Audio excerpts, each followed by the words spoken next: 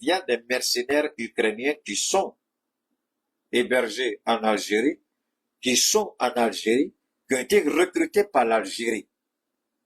Ceux qui pilotent les drones des terroristes, ce sont des mercenaires ukrainiens que l'Algérie a recrutés pour aider les terroristes dans leur combat. Il y a des politiciens algériens qui ont dit à l'époque que ce que vous êtes en train de faire, laisser ces terroristes venir déstabiliser le Sahel, ça va se répercuter contre l'Algérie. Arrêtez. Ces politiciens-là, certains ont été arrêtés, certains ont été liquidés. C'est l'Algérie.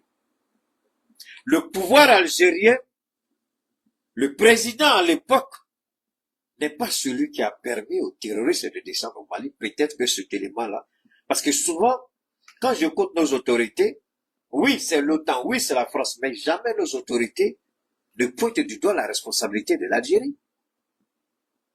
Même si la France voulait que l'Algérie avait dit non, ce qu'on vit aujourd'hui, on n'allait pas le vivre.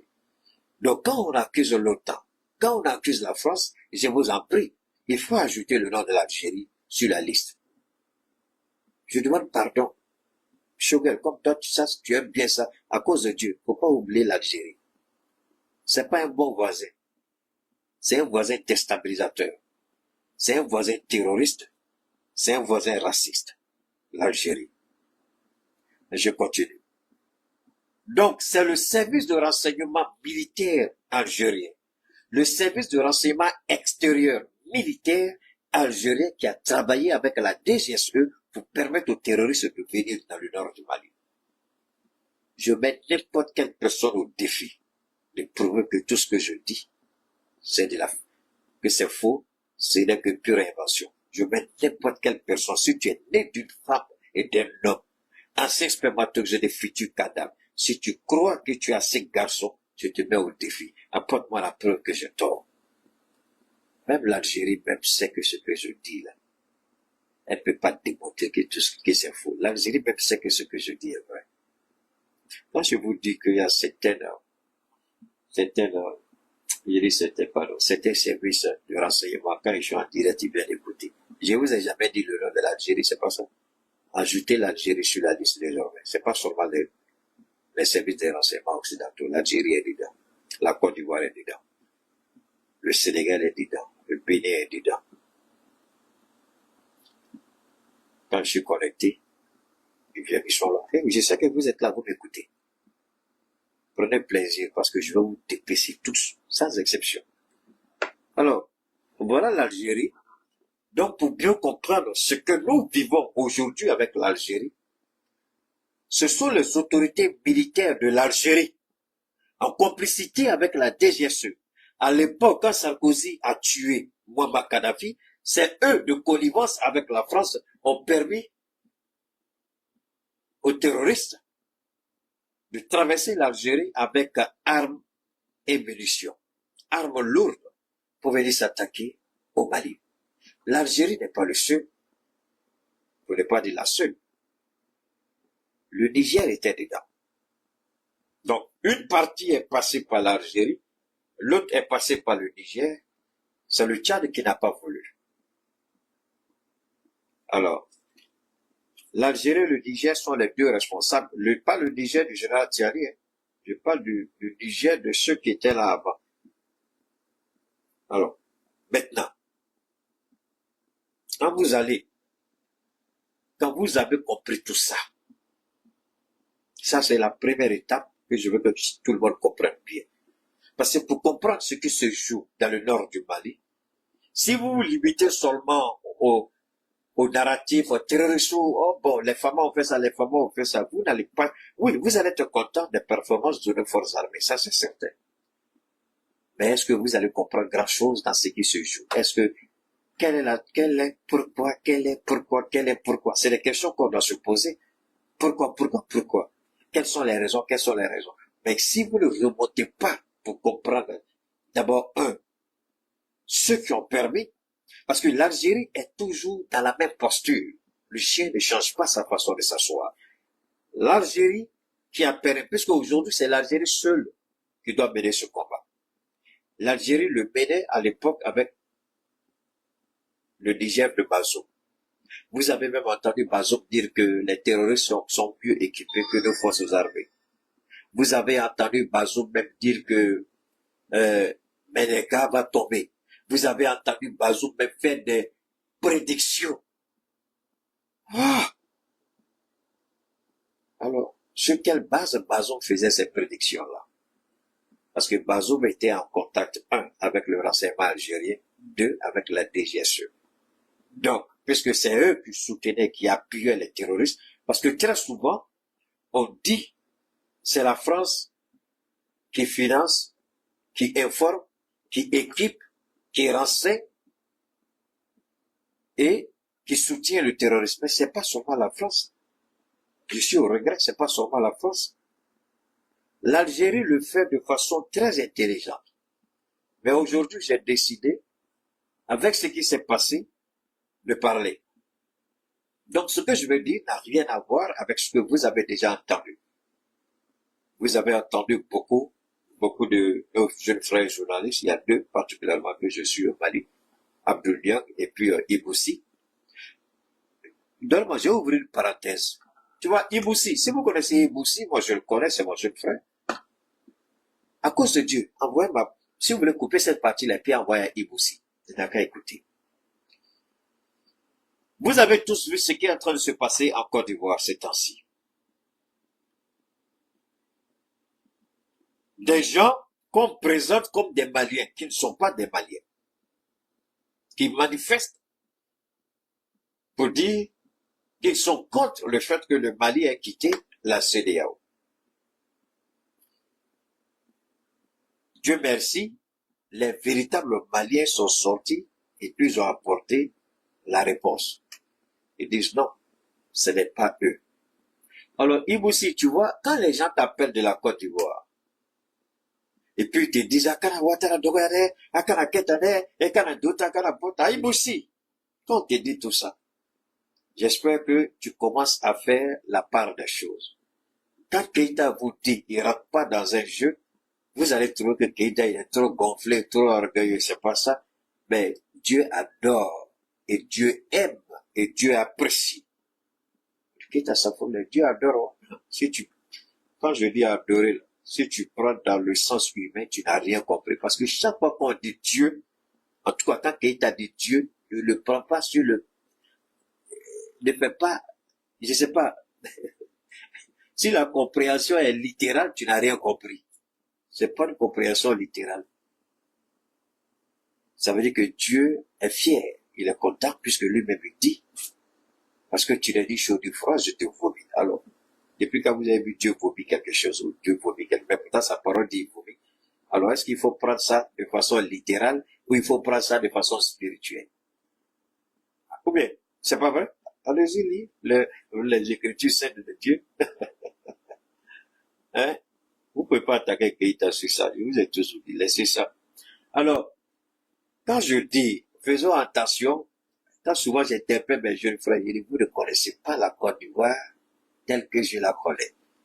Vous pouvez prétendre, vous pouvez vous taper la poitrine de vous causer parce que vous recevez certaines informations, mais même dans mon pire sommeil, ce que je peux dire, vous n'allez jamais pouvoir le dire dans la lucidité la plus absolue de votre personnalité. Je n'ai pas dit quelqu'un, mais tous ceux qui croient qu'ils connaissent la Côte d'Ivoire, dans mon pire sommeil, ce que je vais dire, vous n'allez jamais être capable de le dire dans votre plus grande lucidité.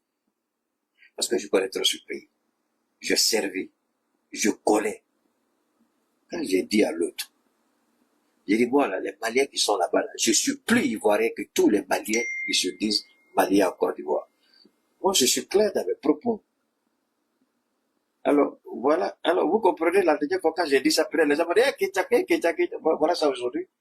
Ce sont ceux-là qui appellent certains ici pour leur donner des informations. Ce sont ceux-là qui disent aux gens ici, ah, putain.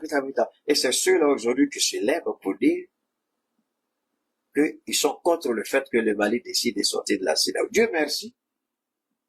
Il y a une association, un groupement, une organisation de véritables Maliens qui sont sortis pour dire c'est faux. Alors, quand je dis aux gens ici, faites attention quand vous recevez les appels d'Abidjan. Je sais ce qui se joue là-bas. Vous n'avez aucune idée. J'étais dans l'appareil de l'État en Côte d'Ivoire. Vous allez me dire quoi que je ne sais pas.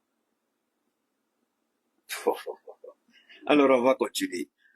Alors, l'Algérie, aujourd'hui, juste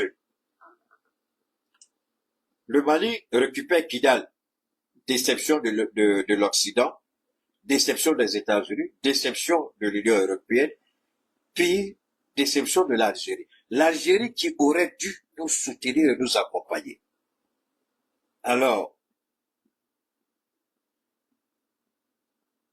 c'est qu'il y a, regardez bien le jeu dangereux de l'Algérie.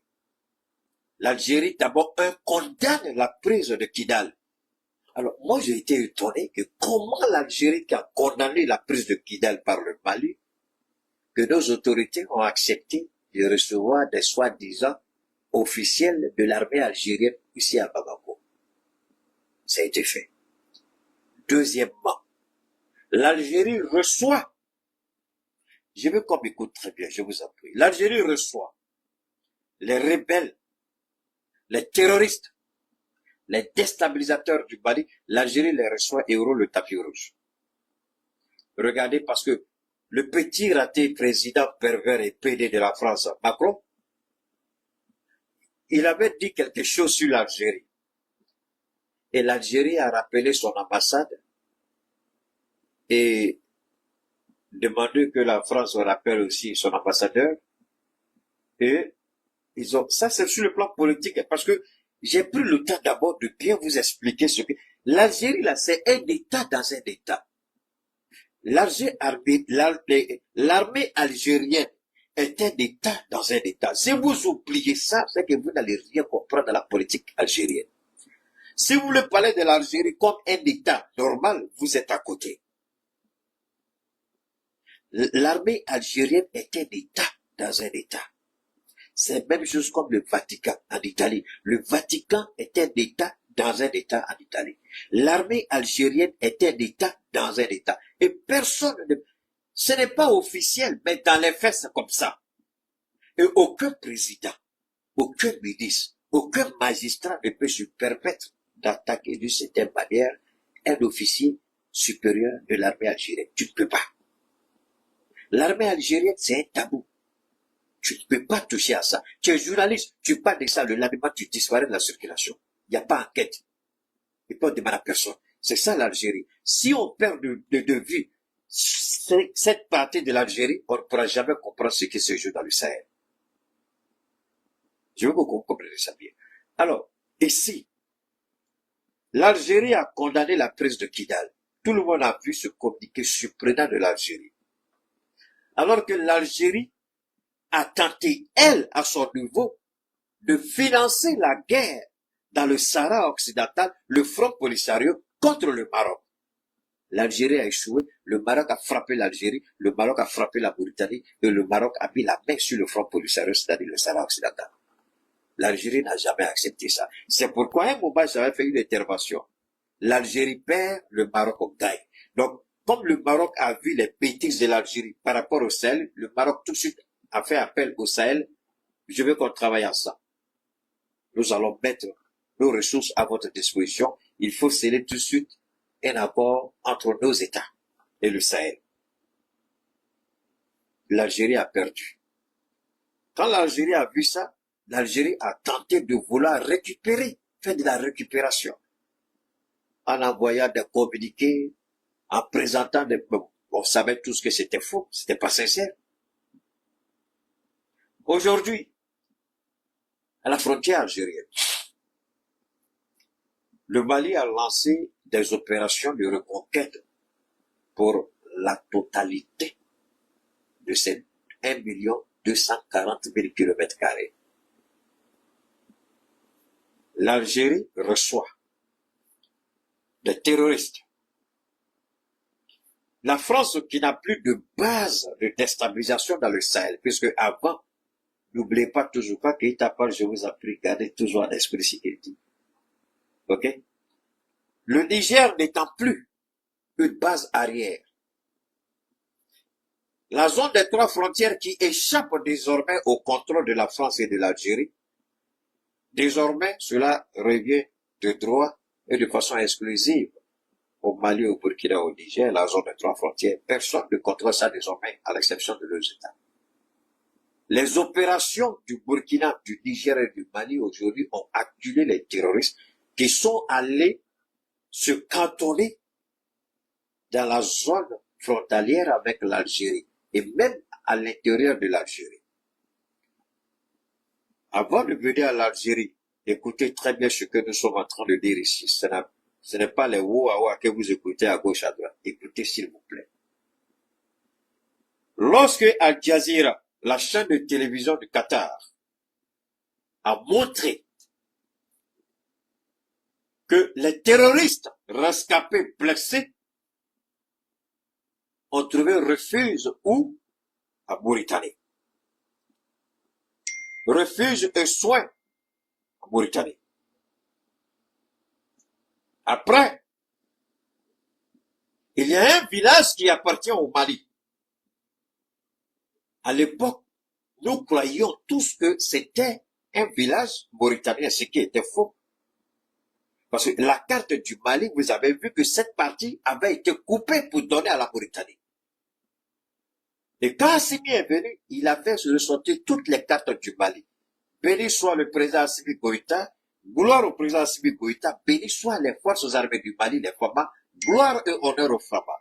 Gloire et honneur à Sadio Kamara, le ministre de la Défense, un monsieur humble, à qui certainement on a même proposé le titre de ministre d'État. Il n'a pas certainement accepté. Ça n'a pas fait de vague parce que c'est un homme intègre. Gloire et honneur à Moribo Kone qui est le chef de notre renseignement malien. Merci infiniment à Moribo Kone. Ce sont la conjugaison de tous ces efforts qui ont permis au Mali de se rendre compte que cette partie où l'armée est rentrée, ça n'appartient pas à la Mauritanie mais au Mali. Quand les Mauritaniens sont venus, ils disent qu'on est rentré chez eux, on a fait ceci, cela. On dit même demain qu'on va rater parce que c'est pas chez vous, c'est chez nous. On a sorti la carte. Ils ont fermé leur gueule puante, ils sont rentrés chez eux. Les esclavagistes qu'ils sont.